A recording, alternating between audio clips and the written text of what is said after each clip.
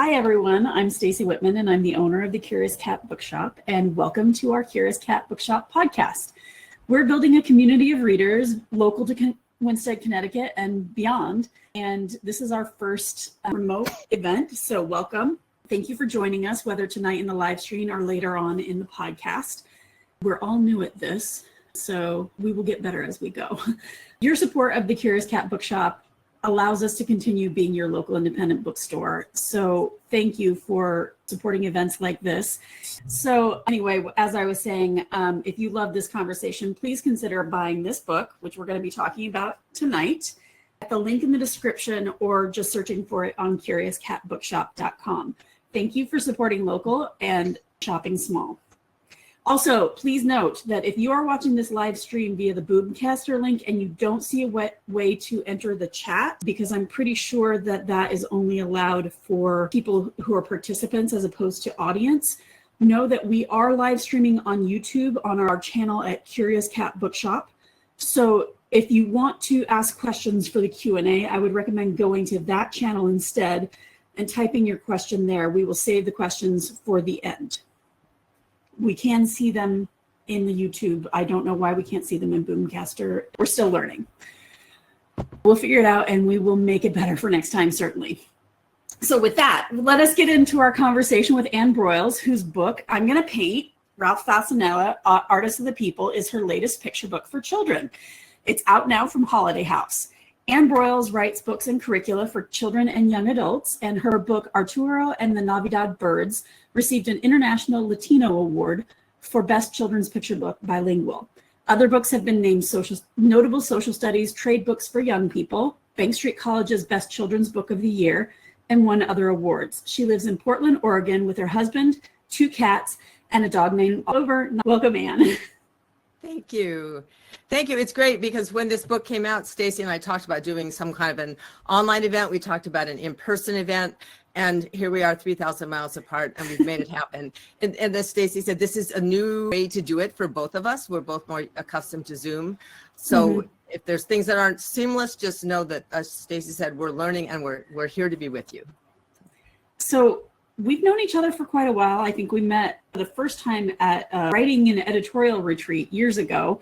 And so I've known you as a long distance friend for quite a while. And you're a traveler. You contain multitudes. You're a traveler. You're also a member of the Cherokee Nation, so you're deeply rooted here. You have cats. You're a reader and a writer. So tell us about yourself and your writing. Okay. Well, I'm going to do some I'm not going to screen share this, but I just want to tell you a little bit more. Actually, you know what I'm going to do first? I'm just going to show 3 pictures of me as a young writer.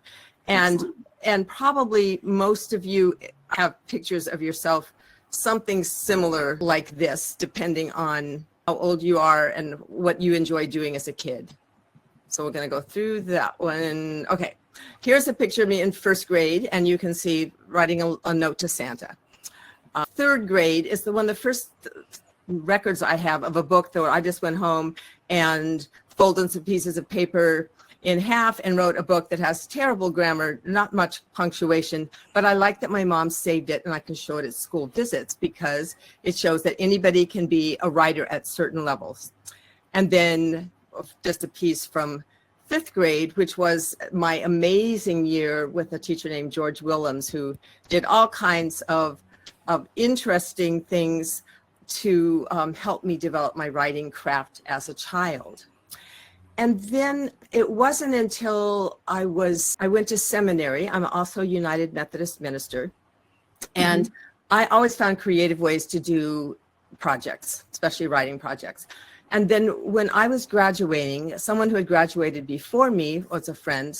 I thought he said, Anne, would you like to write to me? Would you write to me? And I said, sure, I'll write to you. We'll stay in touch. I didn't know he said, will you write for me? And within a few weeks after me starting as a United Methodist minister at a church in Norwalk, California, I got a writing assignment to write for a magazine for teens on ethics.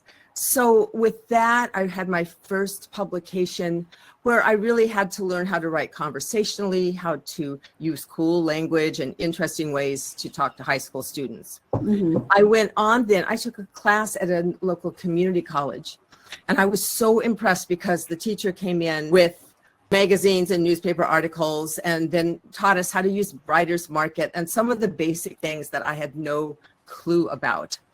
I Mhm. then wrote articles for the Los Angeles Times on travel, and I had to learn more about research. It wasn't just my travel experience in Argentina seeing whales, for instance, but I had to let the readers know how they would do that. So I honed my research skills there.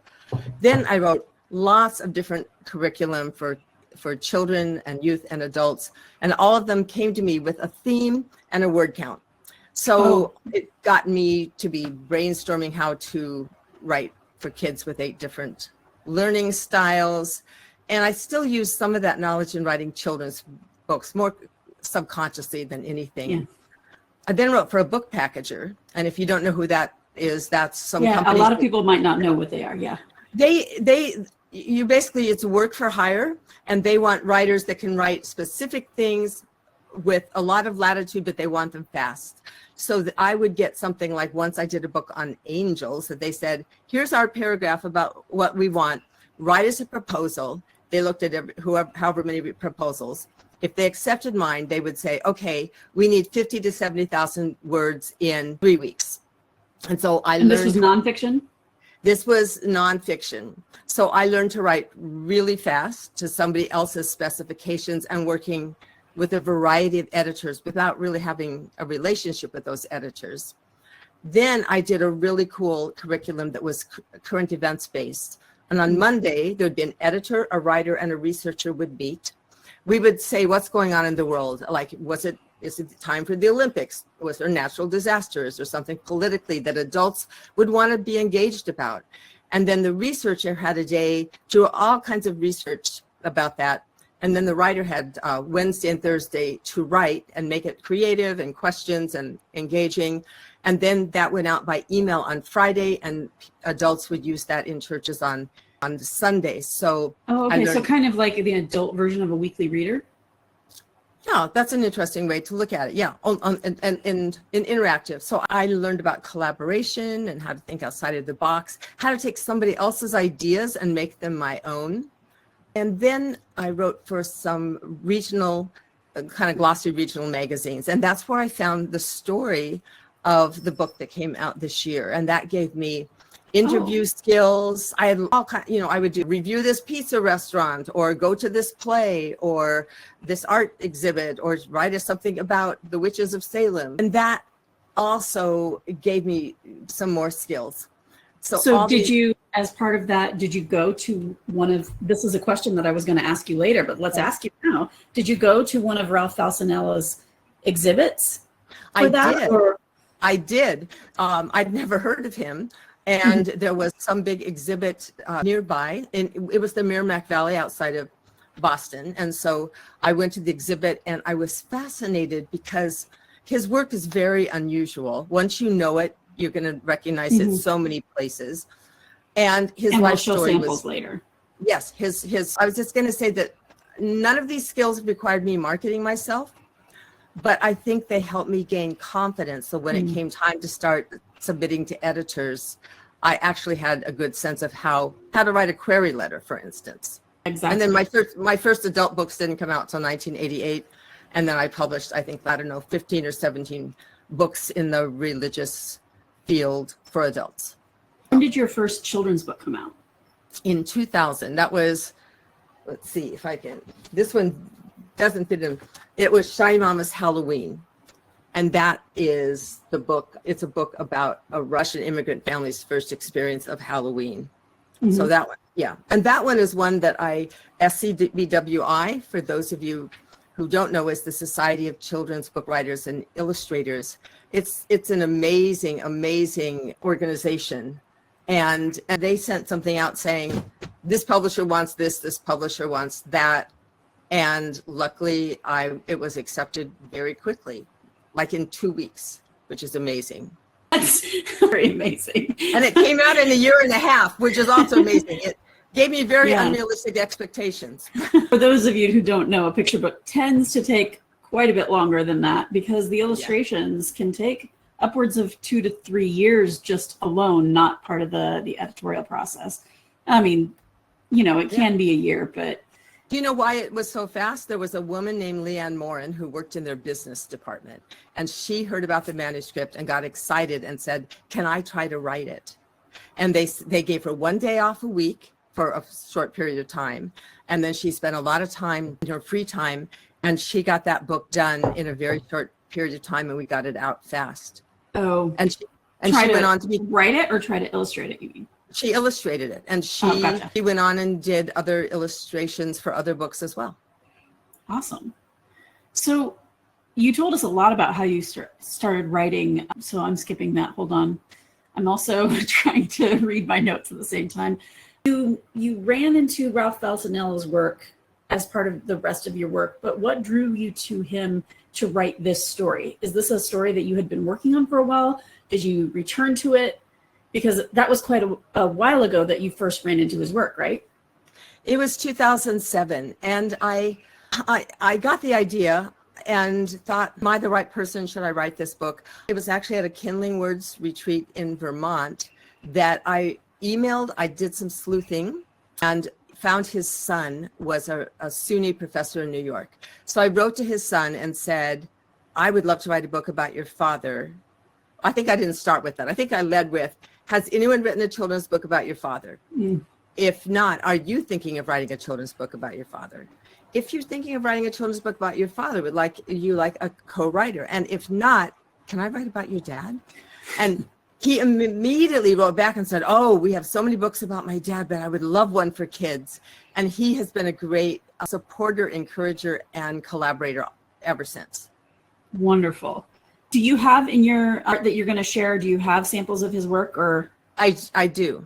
I don't have, I have some samples of his, a couple of his work and some of the illustrator's work as well. I was going to say, because at the back of the book, and that's one thing that I want to talk about with you, is writing nonfiction for children is really an interesting form of writing, whether you're talking about a picture book or older readers, because not only are you writing his story, so let me just, so you've got the story, the main story that is a narrative, but at the end, most nonfiction writers are going to include back matter. And can you talk about, well, let's just talk about all of it, like your research process, how you choose what you put into a story like this, how and why we do the back matter, that kind of thing. Okay. Well, as soon as I had a go-ahead from Ralph's son, Mark, I started writing the book in 2007. I didn't submit it till 2020. I would write for a while, put it away, put it away. I had different titles, different ways into the story, but I really couldn't find the right way into the story. Because as you said, Stacy, it's about, you want to get some of the facts of the person's life, but you really want to get their personality. You want the kids to know who they are and whether they like them or not, be attracted to that person's life enough to read a book about them. Right. And so it wasn't until when COVID hit, I thought, I can't be writing some of these longer works. I need something short. I picked that. I had a new critique group that we did online, and I just went for it. And within a few weeks, sent it in to Della Farrell at Holiday House, and then she accepted that one in 2 weeks, which is also unheard of. We can talk about that later. But I really had a hard time knowing how to get in the story. And it wasn't until I really hit on that Ralph was a daredevil. He was someone who didn't give up, and that he was brave, and that he underwent some really hard things. Like, he spent the years from 10 to 14 in a reform school away from his family. He never graduated from high school. He was abused by priests. He did not have a good experience, but it didn't sour him on life. It made him go with more gusto even for life. So I think that then when I finally got to start the story with him, true story, that in his 4-story high tenement building, he would if someone dared him to jump to the other building, and sometimes people died, kids died doing this. Oh. If his friends dared him, Ralph always took the dare. And then I took that as a through line that Ralph taught himself to read because he was always playing hooky and not going to school. He learned to read by reading on the subway, reading the leftover newspapers. And then he taught himself to paint later on. So I finally put it together. It took He from just up and quit his 2000 job one day, right? He did. And that's where the title comes from. He says, listen, I'm going to paint. And his coworkers are like, what are you, crazy? You didn't, somebody to try and support their family did not just up and quit. But to give credit, his wife, Eva Lazoric Fasanella, was a school teacher and she didn't quit her job. So that's one reason how they survived. And his siblings helped him as well.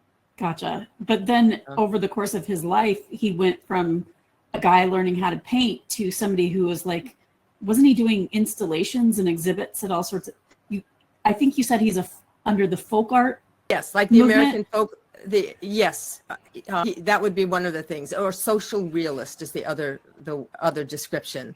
He was at a time like Diego Rivera and Ben Shahn and Gordon Parks, a lot of different people. And part of the back matter is telling about some of the other social realist artists. A lot of people were looking at the world and thinking, we don't want to just paint pretty things about how the world could be. We want to show what the world is now. And Ralph his mother was a union activist. The story of the Triangle Shirtwaist Factory was important to his history. The 1912 Bread and Roses strike was one of the stories that she told.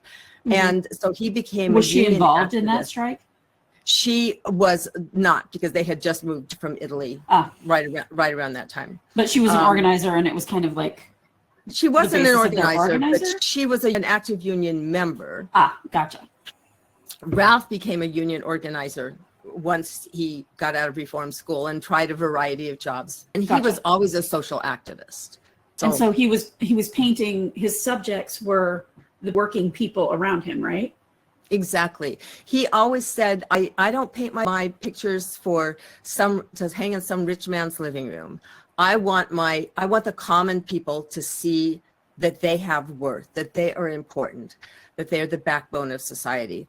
And so he really wanted his paintings hanging in union halls, which has happened. Some still have his paintings, and they were even in some one of the National Labor Building in Washington, D.C. until Ronald Reagan came into office, and somehow that painting was moved. Yeah. Many people don't know what it's like to work with a publisher. So I'd love for you to talk about the process that on your picture books specifically, whether you're going to talk about this book or any of your other picture books. What is it like for you as the writer to work with a publisher, to work with your editor, how the process works with the illustrator, and how because we've talked about this a little bit, your work with the illustrator is a little bit different from how it normally goes, but that is an interesting thing for us to talk about as well. Well, let me say first that I was working without an agent at the time that I submitted this book. And there's something called Manuscript Wish List online. And if you go there, you can see what editors want, what agents want. And most editors at really big houses won't even take a submission from someone without an agent. But I found Della Farrell, who said a long list of things she wanted. But one of the things was she was looking for books on social movements and labor unions, which is a very, very specific thing. Yeah. And so I wrote to her, and like I said, she got back to me in a couple of weeks. Her dad was a labor union member, and she felt like kids did not know much about that, which I agree. And having this book come out with all the resurgence of the American labor movement, with a lot of big successful strikes last year, was a bonus for me, for sure. So then Della and I worked. We didn't have to make a lot of changes, but I think the writer really needs to trust the editor. Obviously, if she had asked me to make a change that felt just antithetical to what I believed or I thought the story needed, I wouldn't do that. But she has this very deft touch of saying, of course, you don't have to do this, but I wonder if, so that I never felt threatened at all. And basically, I would say most editors have great ideas and are trying to be collegial and are trying to be true to the author and the story. But the goal is to have the best book. Absolutely. And that's what you kind of have to assume, that your editor may know something about that. And your editor is your first reader. They're giving you that reader feedback. Exactly. Della, then she actually let me look at 3 different illustrator styles, which I've not had happen before. And I was scared to get attached to any of them because I had felt burned with another book in a process before. So I'm like, oh, whatever you think. But I had sent her 3 choices to my family members and my critique groups, and they all chose the same one. And we were just lucky that Victoria Tentler Krylov was available. She's an amazing illustrator. She's having a moment too. She's had 5 New Yorker covers in the last year. I'll show later, she does all kinds of research. You know, her art won the silver medal of the Society of Illustrators. It's gone on to Bologna to win awards. She really is an amazing illustrator. So then you have, what you have is usually an editor with an author and with an illustrator. And the editor is supposed to kind of be the bridge without those 2 meeting. I'm a very relational person. And so every time I have ignored that, if I had a way to get a hold of the person, the illustrator. Partly because since I've written some historical things, like with my Priscilla and the Hollyhocks book, I had actually been to some of the places in the story that, so I sent her those things. With Victoria, we went back and forth a lot. And so even if we had stayed separate, the editor, once the illustrator does the work and sends it to the editor sends it usually to the author, who then can make comments. Like, my only negative comment was, it feels like Ralph has awfully long legs for what he really looked like. But that's part of Victoria's style, you know. That's my only. So it's her style is to exaggerate certain features. You mean? Yeah. So then there's a lot of back and forth between the editor, author, and illustrator. However, that becomes a team. Then the editor has to keep taking it to people at the publishing house. Right. You know, to be sure. She had to take, I should have said this part. Once I send a manuscript into an editor, if the editor falls in love with it and doesn't mind reading it a bajillion times, which is what it takes even for a short book, then that editor has to take it to a committee, other people, including marketing people, who will say, oh, this sounds great, i.e. we can sell enough copies of this to make it worth publishing a very expensive picture book, or it sounds the acquisitions great, committee. But we can't, the acquisitions committee has a lot of power, and they have to say yes. So they said yes before Della could offer me a contract. Right. And just I'll add a note that as the editor, because I don't know if many of you know who are watching this who are not personally acquainted with me, I am also an editor at a different publishing house. And we think of the editor as the advocate for the book within the house to get everybody else excited about it. And Della did a great job of that. And then had mentioned to me that Victoria did her own research as part of the making of this book.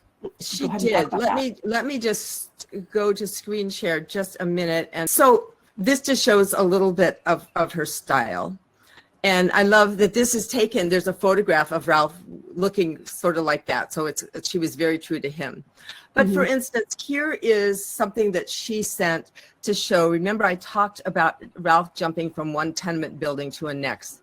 This shows some of that. And then in the upper right-hand corner, it's a very tiny picture, but that's a Ralph Fasanella painting that shows the bridge and everything.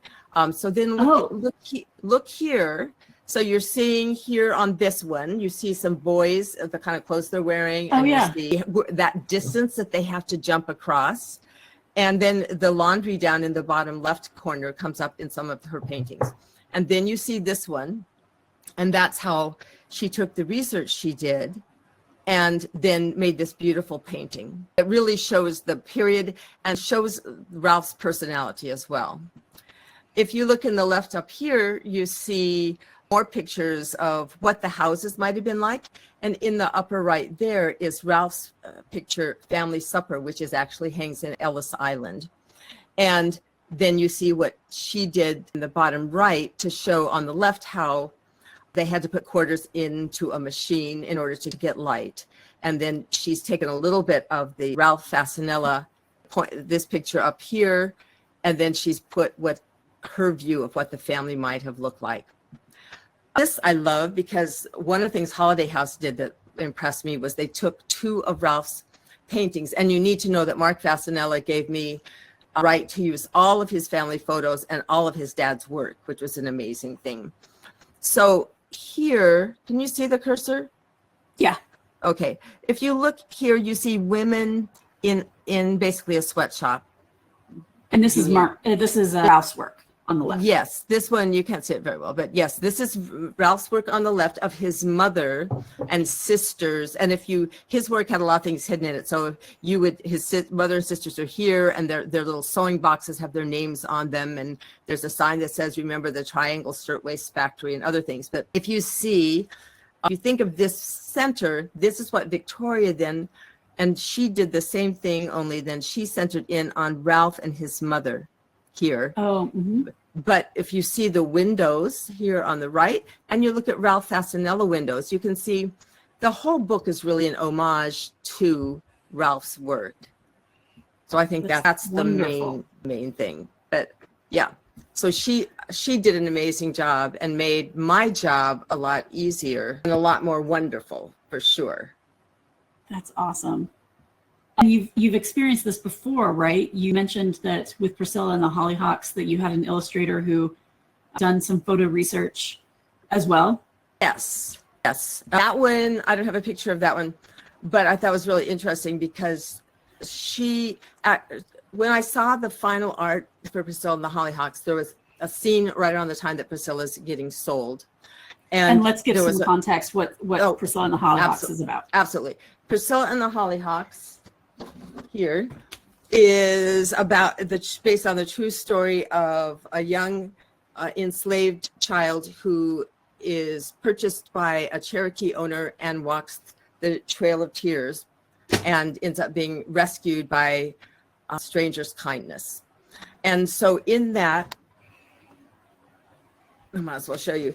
In that, there's one picture that I thought was, my words for it were sort of over the top, because this building here says auction and Negro sales. And you can see it's a whole street scene. But Anna showed me that she did that from a Library of Congress picture. So it was not just that. And I just love the detail that our illustrators go through to make sure that they are reflecting the story that you're telling. Exactly. And I mean, I feel really strongly that if someone reads one of my books, that may be the only book on the Trail of Tears they read is Priscilla and the Hollyhocks. The only book on Ralph Fasanella maybe I'm going to paint. So I want them to know that in cocktail conversation, they can bring up what they learned and know that it's true, as true as I can make it. That's wonderful. And that is a really fascinating point where you're talking about cocktail conversation, because these are books for children, but I highly recommend, if you want to learn about a subject, read a children's book, read a children's nonfiction, because that will give you cocktail conversation bullet points that you need to know about the subject. Yeah, exactly. I agree. I absolutely agree. So some of our audience might be writers and wondering how to get published. And so I'm wondering, what advice would you have for new writers? And when you're a new writer, how do you learn what you don't know? Or how do you know that you don't know what you don't know? Does that make sense? I think first assume you don't know. Assume that your whole life people may have said, you're such a good writer, you should get published. And that may be true. But if you're a children's writer, the Society of Children's Book Writers and Illustrators is the place to go, because they have workshops and they have retreats and conferences and all kinds of things to help you. If you're a romance writer, they have a comparable organization. Find your people, take a community college course, anything. The libraries sometimes have writing courses, but you really need to know that your work is good before you submit it. It has to be really good, as in editors don't have time to take a sort of a half-assed manuscript and fix it up unless there's something in it that's extraordinary that they see. Editors in general, and Stacy, you can tell me if you think this is true, are overworked and don't have time to do all the work that they even would like to do. Because editors don't just sit there and work on manuscripts all day. They have to go to meetings. They have, a lot of editors do most of their editing after hours, actually. Right. So way for me that I know if something is really ready to send is I'm in several critique groups. And let me just tell you, the first time I tried a critique group was when I lived in California. And I went with what I now realize with like this little dribble of an idea, a few pages that I thought was a whole book, because I didn't get the whole picture book concept of 32 pages, and it has to have a beginning, a middle, and end. It has to have a narrative arc. I had nothing. And I took it to this group of women that I have no idea who they were because I never saw them again. They gave me some very gentle comments, and I don't think I left in a huff, but I think I left like, what do they think? Why did they think they know? And I wish I had stayed with that group. It wasn't until several years later that I did join a critique group, and I've been in critique groups ever since. You need people who want to help you make the story the best it can be. And that means you need writers who have their own skills and are willing to tell you the truth in a gentle way. And you've got to be ready to take suggestions. I'm not saying that every suggestion you say, oh yeah, I'll change that if you say to, but you need to be willing to look at a manuscript and say, if 4 people tell me that this isn't working, it's probably not working. And I've been in groups with writers who have said, no, but it's clear. I've already put that in there. And then everyone in the group says, we didn't get that. And then that writer would say, well, that's your problem. Well, no, it's the writer's problem. So I think being humble and open. Because as the writer, you are a communicator. And if you're not communicating with your audience, then. Exactly. If you can't get adult writers to understand what you're writing, you're sure not going to get, in my case, children to understand. And so often it's not even so much the suggestions that they make that are the solution. It's just that they're telling you a problem exists and you need to find a solution for it that works for your story. Exactly. And there may not be just one solution, but you've got to find something. Exactly. So you've had this come out this year, and you've got another book coming out next year, right? I have a 2025 book also with Holiday House with the same editor, who, by the way, one day said, can we just brainstorm? And she has just cleared my, sorry, hold on. I've just lost my entire desktop because Juju cleared it. Sorry. Okay. And I just had we have very curious cats in this house. Yeah, I just had a 7-year-old come in the house, so I've shut my door too. So sorry about that. So your next book. Ella one day said, can we have a phone call and just brainstorm book ideas together? And that was pretty amazing. One of the ones I told her I would like to write was about one of my childhood heroes, who I did a 3rd grade book report on, Albert Schweitzer. But I said, I know this isn't the right time to write a story about what could look like a white savior going to Africa. I don't think that's who he thought of himself being, but it's just not the time to write that book. But I said something like, the reason I don't kill spiders, the reason I don't eat meat, some of that is because of him. And Della said, well, we're doing a Books for a Better Earth series. Would you like to write a book on climate change? I said, no way. I have no science background. Surely you can find a better writer than me to do that. There are so many good science writers, and I even gave her some names. But he said, well, what about writing a book on veganism as how that would affect climate change? And that book became Eating to Save the Planet, which is what's the difference between, why would a vegan diet possibly help at least stop a lot of climate change? What can we do what can we do about it? I think it's like, it starts small, it starts one plate at a time. Gotcha. So if for middle grade readers who are curious about climate issues, who might consider looking at least at eating less meat, it's that kind of a book. And I can't say who because they haven't signed the contract yet, but it's going to have really cool spot art that will make it kind of a fun, hopefully an energetic looking book. And I've tried to make it conversational and fun. Awesome. And then Sorry. I was just saying, in 2026, I have a book that I can't say who it is with because we have not signed the final contract, but it is the one that I started. I've worked on this book 35 years, which does date me. I can't help it, off and on. And the book Priscilla and the Hollyhocks, I found out about that while doing this other research. Oh. And it's about the Cherokee Trail of Tears, based on a real life young woman who survived the Trail of Tears. So it's historical fiction, and it will be out in 2026. And that's for middle grade as well? That's middle grade. Awesome. Yeah, I it's just like the wanted to project note of for my our heart.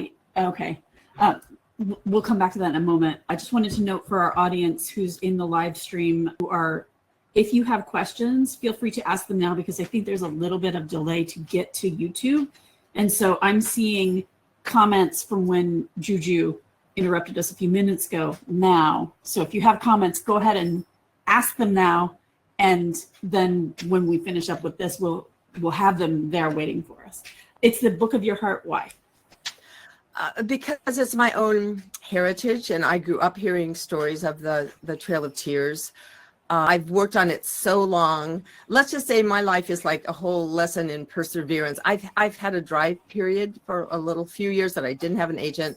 I hardly even sent anything out. I just tried to make a body of work. And anyone with common sense, or who didn't have a spouse who had a regular income and health insurance, anybody else would have quit.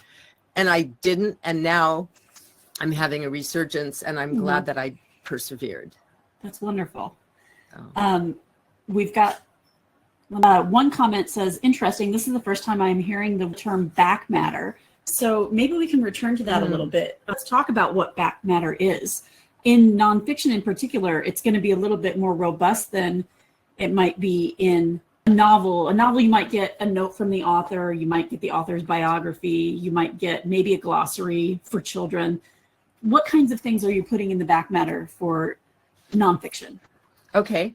Well, for this book, I wrote more about who Ralph was and got some family photos in there. So you can learn more about him and his effect on the world. And then I also was able to put a couple of his paintings in, which again is amazing. I did a whole timeline of Ralph's life. And because he painted a lot from American history, so I wanted to show not only his story, but how his story intersected and his paintings intersected with Kennedy assassination or the Mississippi murders or things like that.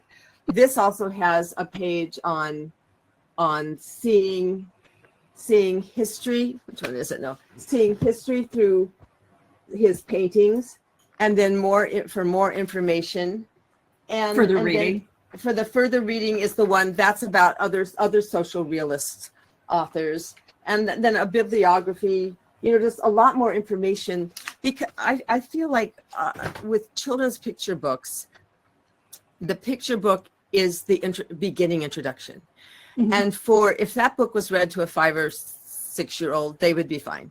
But what if there's a 10 or 11 year old, or even 8 year old, who thinks, oh, I want to learn more? That's what goes into that. And I was really happy that Holiday House let me take a 32 picture book, and because I'd written so much back matter, make it into a 48 page book. Oh, nice. And then teachers and other educators are going to be able to use that in the classroom as well, and extend, not just it's a story to be read to the children, say for an elementary classroom, but it's something that they can extend the activities around exactly the learning experience. We had the Portland Association of Teachers had a strike last year. And while I was on the picket line with some other people, I talked to one teacher, and she said, I've got 2 weeks worth of extra activities out of your back matter. Oh, wonderful.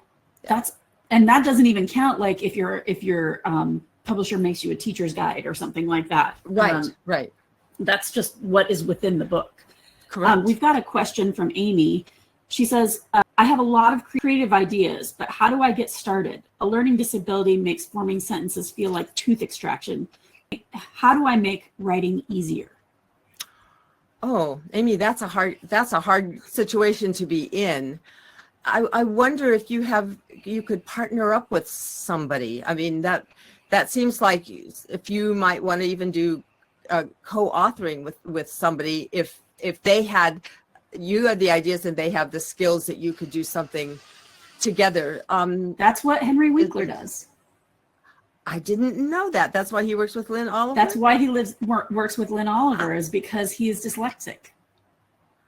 Okay, so Amy, good luck. I don't know. And this is a personal friend of mine, so I know she's very artistic.